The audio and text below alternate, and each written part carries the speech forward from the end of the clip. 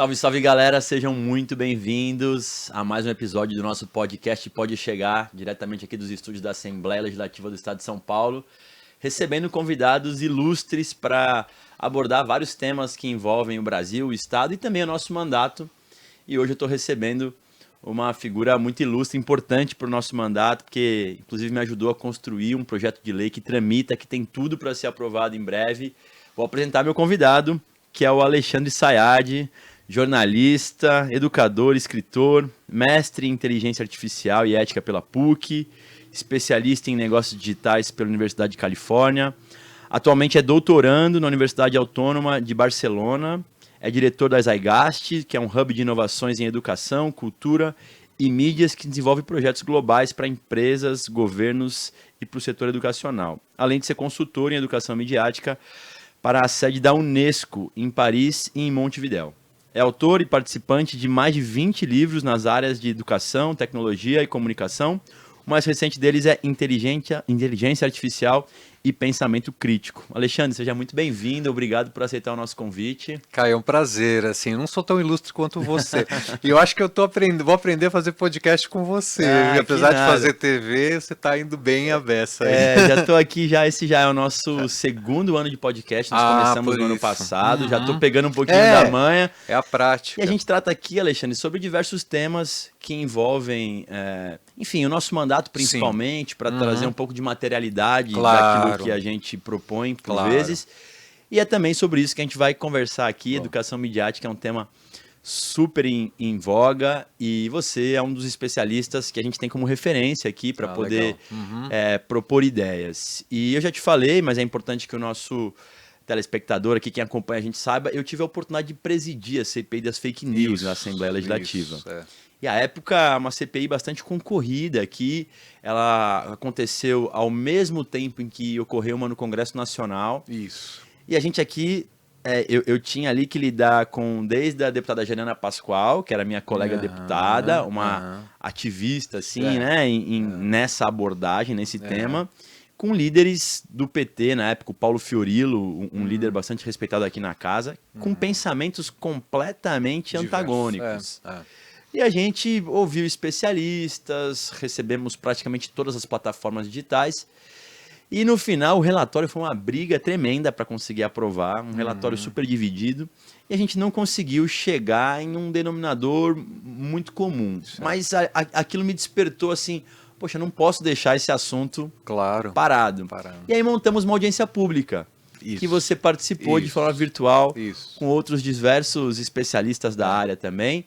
E lançamos dali um projeto de lei que cria a Semana Estadual de Educação Midiática. Então eu quero já iniciar te agradecendo muito, porque na semana retrasada eu consegui aprovar a urgência desse projeto, Alexandre. E aqui, na Assembleia, a aprovação de urgência é um sinal muito claro de que o projeto vai andar. Então ótimo. Eu estou bem esperançoso, então quero aproveitar a oportunidade para te agradecer e aí já entender como é que você, de jornalista, passou a entrar nessa área mais de educação, como é que isso chegou para você e como é que você lida com o tema hoje?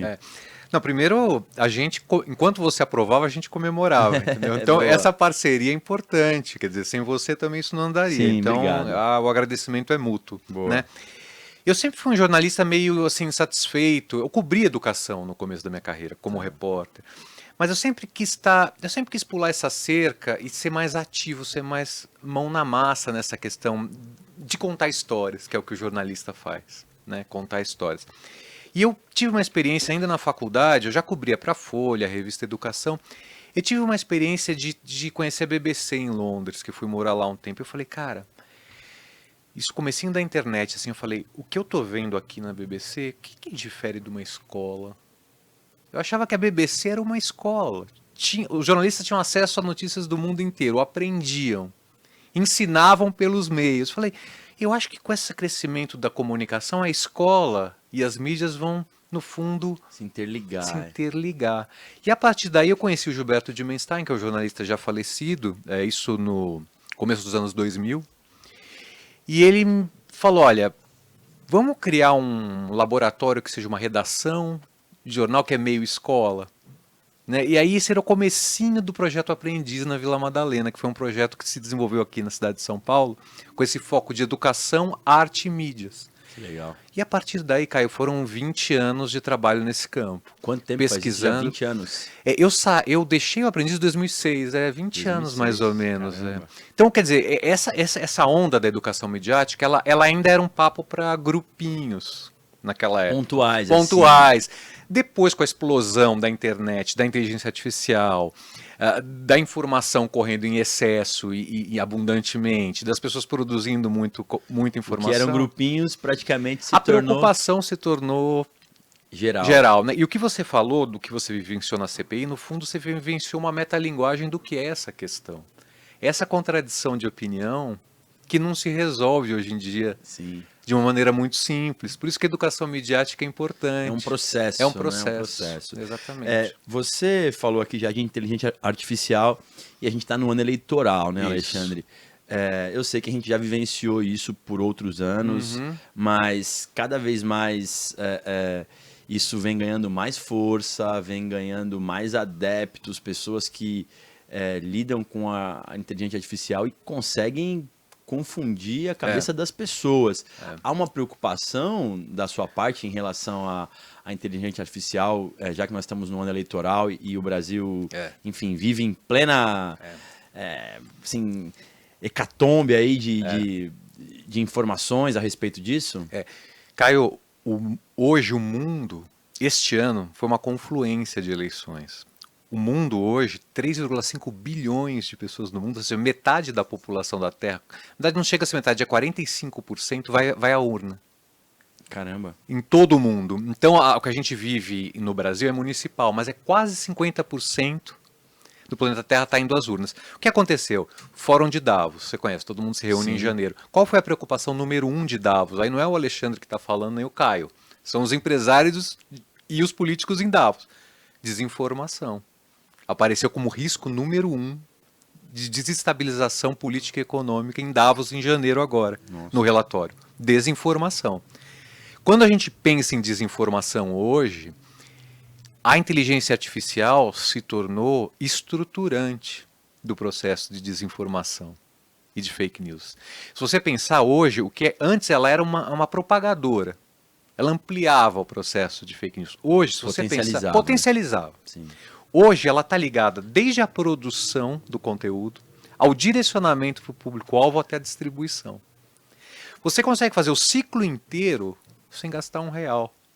É muito barato. Ficou muito fácil. Muito fácil e barato. Então, não é à toa que Davos acendeu essa luz. Né? E a Unesco levantou essa agenda também. Subiu essa agenda como prioridade. Porque é uma questão brasileira. Eu sempre digo que a educação midiática, Caio, é um fenômeno glocal, com G. Igual os ambientalistas falam, ele é local e é global. Tá. Ele é local porque a gente tem a realidade do Brasil. 5 mil municípios indo para as urnas. Mas ele é global porque este ano 3,5 bilhões de pessoas vão votar. Você vê, a América Central inteira tem eleição, Índia teve. Se você pegar o mapa, você vai ver pintado todas as eleições esse ano. É muita coisa. Assim, a nossa ideia, e eu sei que você tem essa defesa da educação midiática, ela é importante, mas ela é uma proposta de médio e longo prazo. Assim, pensando numa eleição que está para acontecer daqui a alguns dias, alguns meses, existe algo que você imagina que possa minimizar, para não dizer zerar, os efeitos das fake news, da inteligência artificial numa eleição? Acho que você, como legislador, sabe disso, né? Não existe combater problema complexo com uma bala de prata. Né? O problema da desinformação, ele é muito bem endereçado pela educação midiática. Eu acho que ele é assim, a educação a gente sabe está na base da sociedade, e para qualquer transformação na sociedade, a educação é importante. Agora, se você não pensa numa abordagem sistêmica para a questão, o que é sistêmica? É olhar o sistema, é olhar o problema da janela do avião, ver o problema como um sistema, né? Que envolve judiciário, legislativo, executivo, veículos de comunicação, e escolas e educação, você não combate. Então, eu acho que o papel do judiciário hoje, criando comissões, ações específicas de combate, tanto de educação midiática, mas de combate a fake news efetivas, é fundamental num ano como esse. Porque a educação midiática ela é ultra importante, mas ela sozinha... Ela é fundamental, mas ela sozinha não dá conta. Perfeito. Porque é um fenômeno muito complexo e é um fenômeno que envolve muitos atores da sociedade. Né? É um fenômeno de impacto geral. Então vai envolver meio ambiente. Olha o Rio Grande do Sul. Nós estamos vivendo hoje. A raiz tem uma raiz em fake news disso também. E assim, na raiz do problema e na consequência, porque hoje em dia você vê a quantidade de fake news relativa à situação lá que está circulando, né? Então, o tema que você trouxe, Caio, para esse debate na Assembleia é um tema, talvez seja um dos mais importantes dessa década. Bom. Porque vai tocar economia, vai tocar em política, vai tocar em meio ambiente, vai tocar em educação, geral. Então eu acho que legislação, ação dos veículos de comunicação, são ações conjuntas que em curto prazo endereçam esse tema. Ô Alexandre, você acompanha essa tentativa do Congresso Nacional de regulação das plataformas digitais? Você tem uma posição a respeito do projeto que tramita hoje no Congresso?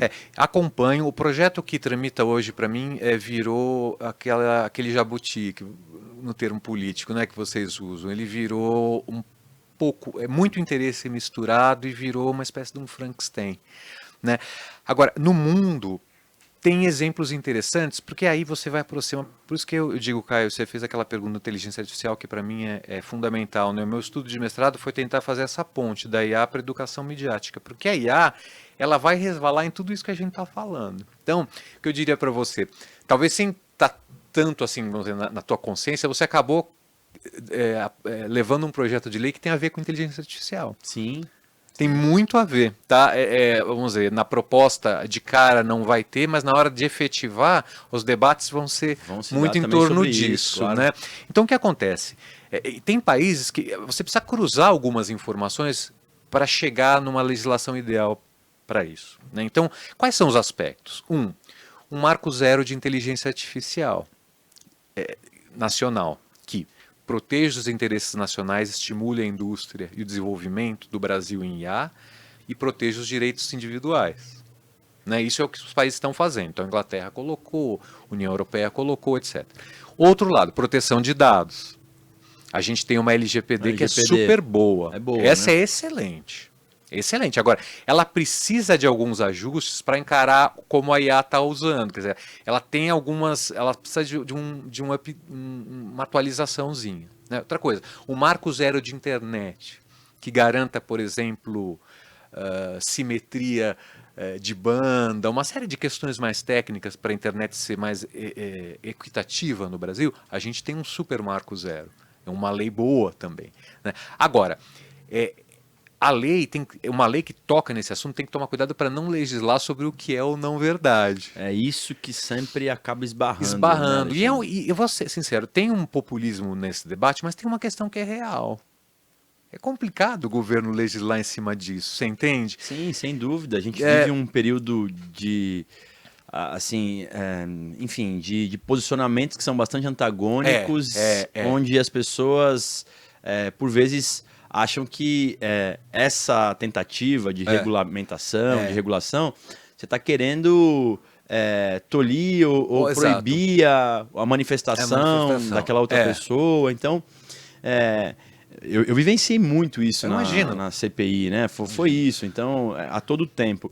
E aí, então, entrando mais diretamente sobre o que a gente pretende aqui, que você me ajudou, inclusive, na redação, que basicamente é um letramento informacional da sociedade desde o início. Desde o início, Então, a gente tem aqui uma rede estadual que é muito pujante, na rede estadual de educação, né, com milhares de alunos, de escolas e tal. E a ideia é que a gente possa, através do PL 45, de 2022, estabelecer a Semana Estadual da Educação Midiática. Eu queria que você pudesse me ajudar a contextualizar para que as pessoas possam entender a importância de um projeto desse aprovado aqui na Assembleia. Até explicar um pouco mais o que é educação midiática, talvez. Exato. Né? Então, todo mundo fala da Finlândia, né? Todo mundo adora comparar a Finlândia. Tudo é Finlândia, né? Comparação. Tudo é Finlândia. Mas já que falam de Finlândia, eu vou falar de Finlândia, né? Por que que Finlândia tem tanto destaque, inclusive, na educação midiática? Porque começa no jardim da infância, esse tema, nas escolas. Na nossa educação infantil, na nossa EI, né? Como que isso? Mas eles vão levar mídia para a escola? Não, começa com a contação de histórias. O que é uma ficção? O que é uma realidade? Quais são os personagens ficcionais? Como seus personagens aparecem no YouTube, que você assiste já com 4? Começa esse debate lá e vai para o resto da vida, né? Então, educação midiática nada mais é do que a gente desenvolver as habilidades para lidar com a mídia. Para saber que informação confiar, diferenciar um artigo de uma reportagem, uma opinião pessoal, de um fato apurado, um dado científico até, de um dado que é tirado do nada, a gente saber o que são fontes, quais são as fontes confiáveis.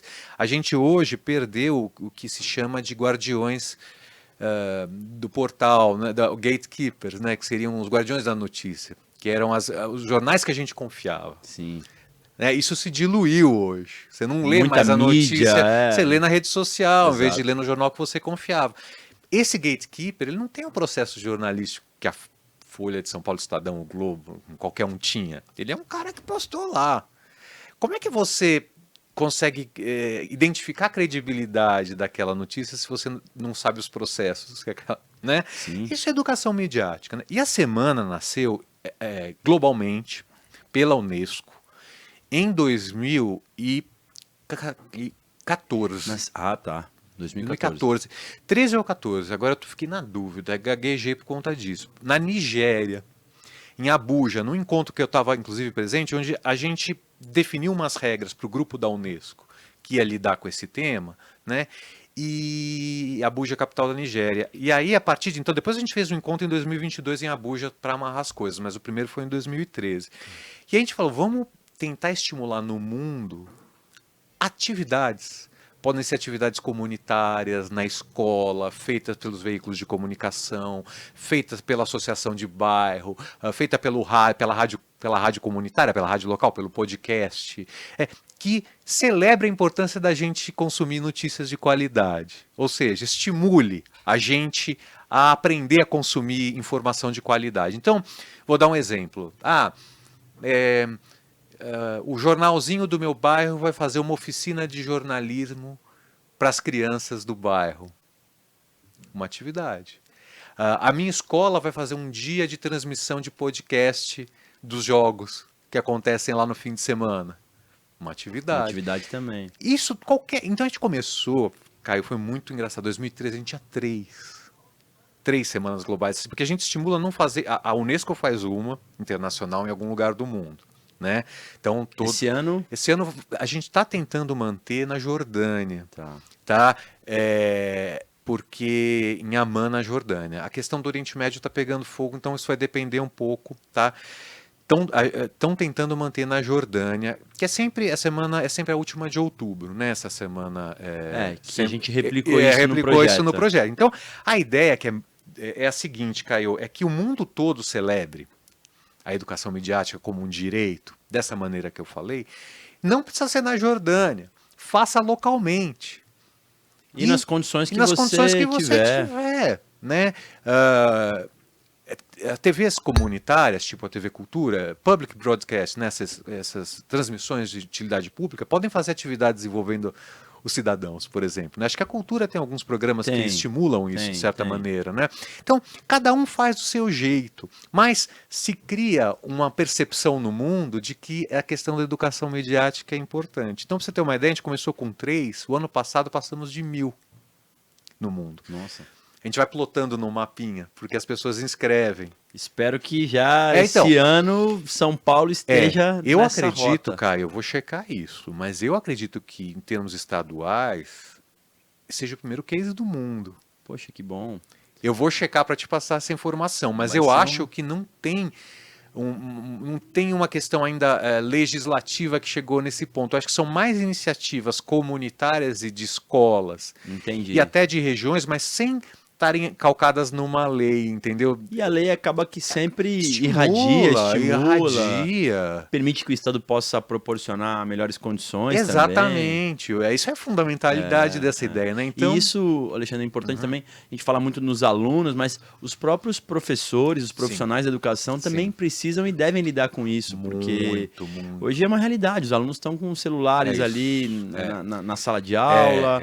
Isso também é outra complicação que entra na questão da educação midiática, né? A gente falou muito da desinformação até agora no programa, né? Mas essa questão do uso de telas tá dentro desse guarda-chuva. Então, veja a urgência desse tema que você trouxe. Vai tratar disso também. Então, eu vou dar um exemplo de uma ação interessante que pode ser. De repente, é passar a semana, passar 3 dias da semana só se informando por veículos analógicos. Sem poder utilizar. É um desafio. É um desafio, de repente, você entende? Ou um dia. Fica um dia só se informando, tem que ir na banca comprar um jornal e compartilhar o jornal, vamos dizer assim. Um desafio interessante, né? Sem dúvida, e você colocou uma questão importante, quer dizer, os adultos e os idosos também fazem parte. Então, assim, fazer atividade com idosos, de inclusão digital, para eles aprenderem a mexer, inclusive melhor em buscadores, fazerem pesquisa melhor, isso tudo faz parte. E aqui no Brasil existem, ainda que não através de lei, mas existem ações, seja do poder público ou da iniciativa privada, nesse período, nessa semana também existem ações? Existem pontuais. Né? Então, se você pegar o mapa do Brasil, talvez, vamos dizer, chegam umas 7, 8 a 10 ações no Brasil. A Unicamp faz sempre uma semana de debate lá. A USP faz, o NCE da USP, algumas universidades, algumas escolas fazem. Agora, o que acho que o poder desse projeto de lei tem, Caio, é realmente irradiar isso. Tirar da academia também é importante, né? O diálogo, falar com a sociedade civil, com a escola é algo importante. Aí quando você chega nesse ponto, você está falando com todo mundo. Pois é, a gente está bem esperançoso aqui que consiga avançar e claro que as coisas avançando depois ainda tem o processo da decisão do governo, do Poder Executivo, em sancionar ou não o projeto. Eu creio que a gente conseguindo avançar aqui é um projeto que tem tudo para poder produzir efeitos e o governador sancionar. E claro, nós vamos precisar muito da ajuda de especialistas e você como consultor aí da Unesco e, enfim, jornalista e que está debruçado sobre esse tema vai poder nos ajudar bastante porque é claro que a gente tem que ter uma criançada, uns jovens mais antenados sobre isso, para que a gente não chegue em 2036, numa eleição nova, e a gente esteja tão preocupado com a influência da inteligência artificial nas eleições, por exemplo. Que cada um tenha discernimento a respeito da informação que chega, fazer um duplo check aí em relação àquilo que vem. Na faculdade, Alexandre, vocês têm algo a esse respeito no jornalismo? Não na graduação, em algumas universidades na pós-graduação. Quer dizer, algumas universidades até já têm especializações. Até você pode desenvolver um mestrado nessa área. Especialização em educação midiática. Ou educomunicação. Às vezes vem com outras palavras, né? Então você tem educomunicação, educação midiática, análise crítica dos meios. É engraçado, são muitos conceitos que giram em torno. A gente meio que pegou educação midiática para ser um conceito mais global. A Unesco, se eu fosse traduzir o termo da Unesco, seria alfabetização midiática. Letramento, como você falou. Seria letramento midiático, se eu fosse traduzir ao pé da letra. Mas a gente convencionou usar no Brasil educação midiática. Agora, a educomunicação são atividades latino-americanas, nasceram muito na América Latina, e que um dos aspectos dela é também analisar a mídia. Ela tem outros aspectos em termos de conceito, mas na raiz da educomunicação tem essa avaliação das fontes, tem essa análise de mídia. Então, você pegar as práticas educomunicativas, elas têm também muito de educação midiática, né? E os seus colegas, assim, eles compreendem a importância dessa temática? Porque a gente tem uma relação boa com a imprensa, mas a gente também, por vezes, tem dificuldades com alguns... enfim, jornais, serviços, especialmente desses, como você falou, assim, que são assim, formados ali pela internet de forma rápida, quero montar alguma coisa, e hoje em dia, né, você faz rapidamente uma capa boa, enfim, um Instagram, um perfil legal e você passa a divulgar notícias. Exatamente. Você tem, assim, os jornalistas, não dá para cravar alguma coisa em relação a isso? Caio, eu acho que o meio do jornalismo ele é muito ortodoxo ainda. Você imagina, tá tudo mudando. Eu acho que o jornalista mais raiz, se eu posso chamar assim. Acho que é uma palavra que todo mundo compreende. Todo mundo né? compreende. Ele é muito ortodoxo, ele é muito fechado no mundo. Tá. Em 2000, que eu te contei essa minha história, que você começou me perguntando da minha carreira, eu saí do jornalismo por causa disso. Porque eu sou um cara que gosta de misturar as coisas. Tá. Sabe? Então, a minha carreira é uma mistura de ciências, é uma mistura de interesses. Eu acho que enquanto o jornalismo não se abrir para outras coisas, vai ser difícil compreender. Eu não acho que haja a compreensão de fato por parte da maioria dos jornalistas da importância da educação midiática. Eu acho que há a compreensão de uma elite de jornalistas, por exemplo, o GEDUCA, que é a Associação de Jornalistas de Educação do Brasil. Eles são super antenados na questão. Tá. Abordam nos congressos deles, procuram difundir. Mas está muito nichado ainda. Eu acho que está nichado. Eu acho que ainda é nichado por falta de compreensão dessa importância mesmo. Há uma defesa de classe também, que eu acho que é uma coisa que prejudica um pouco. Então deixa eu fazer então uma deferência. Nós estivemos juntos lá na Baixada Santista, num evento organizado pela Tribuna, da jornalista Arminda. Então mandar um abraço para Arminda, porque então, ela é um exemplo heterodoxo. Pois é, ela juntou lá muita gente boa. E tentando na prática também explicar para as pessoas o que significa e a importância disso tudo. Ela acompanha o nosso projeto aqui, é uma entusiasta da educação midiática. E aquele evento rendeu boas ações, né? Eu acho que, por exemplo, eventos como aquele e como a Arminda fez disseminam isso no meio jornalístico. Sim. Eu acho que é fundamental. Mas aquilo tá fora da curva.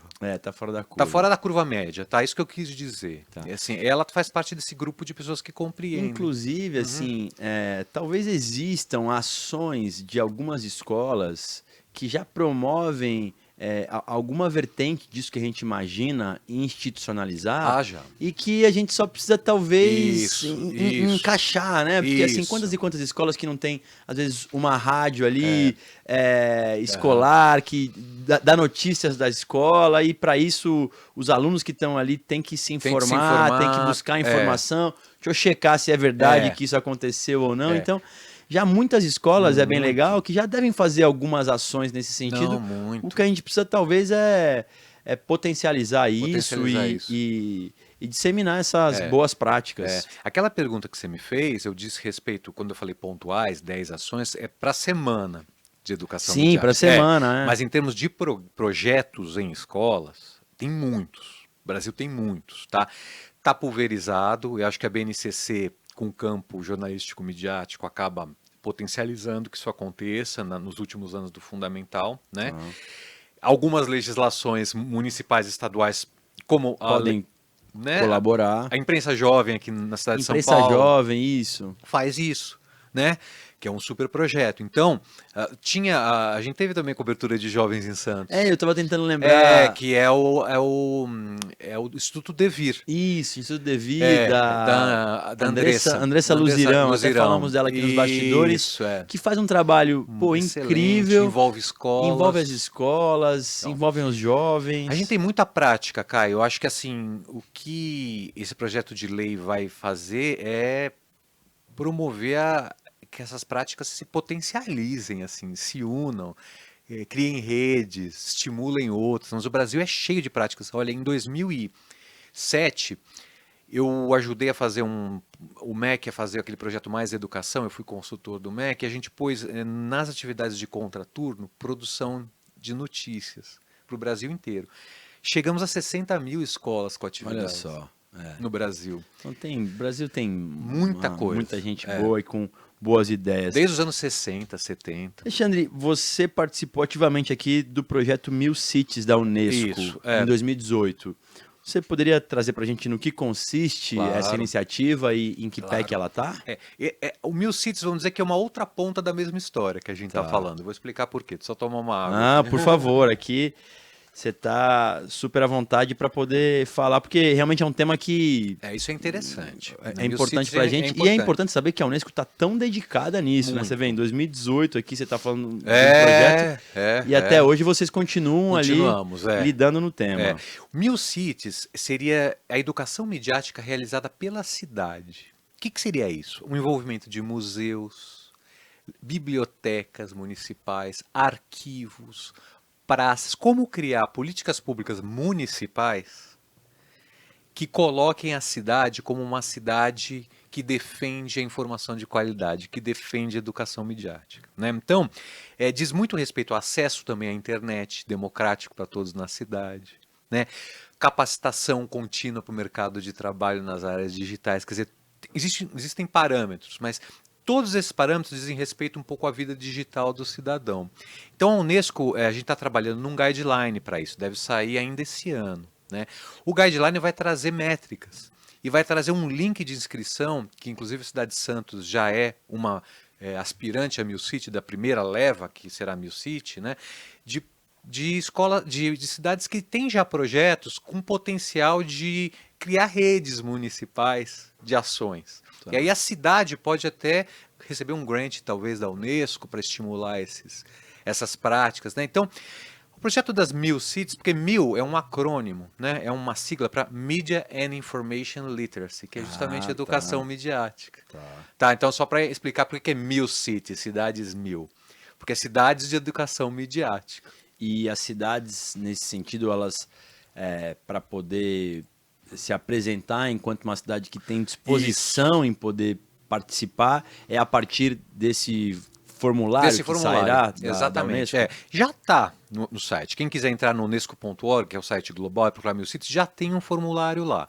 Você pode preencher, lá vai dizer que atividades você tem, vai perguntar, você vai ter que dizer, você pode ser, ou a própria cidade, pode ser uma secretaria da cidade, ou pode ser uma organização da cidade que estimule isso, uma autarquia, ou algo assim, sabe? Alguém Instituto Histórico da Instituto cidade. Histórico da cidade, coisa assim. Agora, o guideline que está sendo, eu estou escrevendo esse guideline, na verdade, com a Unesco, vai sair bem parrudo, com métricas, com ideias concretas. Então, por exemplo, colocar a banda larga como uma questão prioritária nas políticas públicas municipais nas escolas, já é um ponto, favorável. Você estimular a adequação dos órgãos da cidade à Lei de Proteção de Dados Nacional, ou seja, proteger os dados pessoais dos cidadãos frente a uma lei nacional, outro ponto. Desenvolver nas escolas iniciativas de educação midiática, já outro ponto. Então ali é um ranqueamento e você vai cruzando, pontuando. Né? Então essa é uma ideia um pouco, aquela ideia, né, Caio, que acho que você tem como legislador, tem muito claro que no fundo você está aqui no Estado, legislando para o Estado, você sabe que o Estado é uma entidade federativa importante na maneira política que o Brasil funciona, mas você sabe que é nas cidades que a vida acontece. Funcionam, sem dúvida. Né? Então, assim, quando você legisla para o Estado, eu acho que, por exemplo, uma 1000 City vai dialogar muito bem com o seu projeto de lei. Porque ela vai poder, em São Paulo, porque ela vai poder olhar no projeto de lei estadual e refletir, mesmo sendo uma cidade localizada no município, poder se inspirar e refletir municipalmente naquilo. E quem sabe, inclusive, porque as práticas, né, da nossa ideia legislativa, elas serão praticadas nas escolas estaduais que estão espalhadas por várias cidades do estado. Claro. Então, as diretoras conversam com as secretárias municipais de educação, que cria uma rede boa ali. As escolas particulares, eventualmente, também, que podem aderir à Semana Estadual, porque a gente, claro, trata especialmente da educação pública, mas as escolas privadas têm também muito interesse e é importante que também possam participar desse movimento. Muito. Então não é um movimento que vai restringir ninguém, ao contrário, a gente quer que as pessoas possam aderir ao longo da jornada. Alexandre, com isso eu acho que a gente já vai fechando aqui o nosso bate-papo, que sem dúvida esse tema é um tema que envolve muitas vertentes. Eu já tive aqui, eu recebi a Patrícia Blanco, ela me falou, Instituto Palavra Aberta, queridíssima também, tá na expectativa da gente conseguir avançar com o projeto de lei. O Palavra Aberta é um grande catalisador desse movimento. Formador aí de profissionais. Até tem salvo engano, ela tem um curso aberto online para que as pessoas no possam site, aprender, né? Exatamente. É um aprendizado diário a respeito disso. Queria que você pudesse deixar uma mensagem aqui para quem nos acompanha. Mais uma vez, em nome da Assembleia, quero te agradecer. É um prazer. Não só pela participação hoje aqui no nosso bate-papo, mas principalmente por ter contribuído. Você já falou que veio aqui por outras vezes falar também, então a Assembleia está sempre de portas abertas para boas mentes como a sua que irradiam aí Brasil afora. Imagina, Caio, eu agradeço, eu acho assim, o teu mandato para mim é um exemplo de coragem, de coisas boas, sabe, assim, eu gosto, venho com prazer. Eu acho que você ter convidado, a Renata ter convidado, já me... Sempre sim, a primeira resposta. Obrigado. Tá? Não diria que é com todo mundo, mas com você é. Então, eu já estou aqui. Então, o que eu queria dizer é o seguinte, tem uma coisa curiosa, né? Quando traduziram Paulo Freire para o inglês, pintou uma brincadeira com as palavras que em português não dá para fazer. Ele fala o seguinte, você precisa ler o mundo antes de ler as palavras, ele dizia isso. Quer dizer, ler o mundo... Essa é a minha mensagem final, antes de ler as palavras. Em inglês ficou you must read the world before read the word. Porque word é mundo e palavra. Né? Para mim, a educação midiática é uma maneira de ler o mundo nessa ótica. Perfeito. Se você é educado midiaticamente, você está pronto para ler o que acontece à tua volta. Para ter o diagnóstico sobre tudo, né? Não é à toa que às vezes usam a palavra alfabetização, porque é um tipo de alfabetização. Sim, é uma atualização. É uma atualização da alfabetização. Então esse é o meu recado, assim, no sentido de dar mais importância ainda a esse tema que você já está dando. Que bom, Alexandre. Pô, seja muito bem-vindo sempre. Eu agradeço aqui em nome da Assembleia mais uma vez a sua participação. Espero que vocês tenham gostado do nosso bate-papo, focando principalmente em educação midiática, combate à desinformação, projeto de lei que tramita aqui na Assembleia sobre o tema. A gente aguarda vocês no próximo bate-papo. Até mais. Valeu.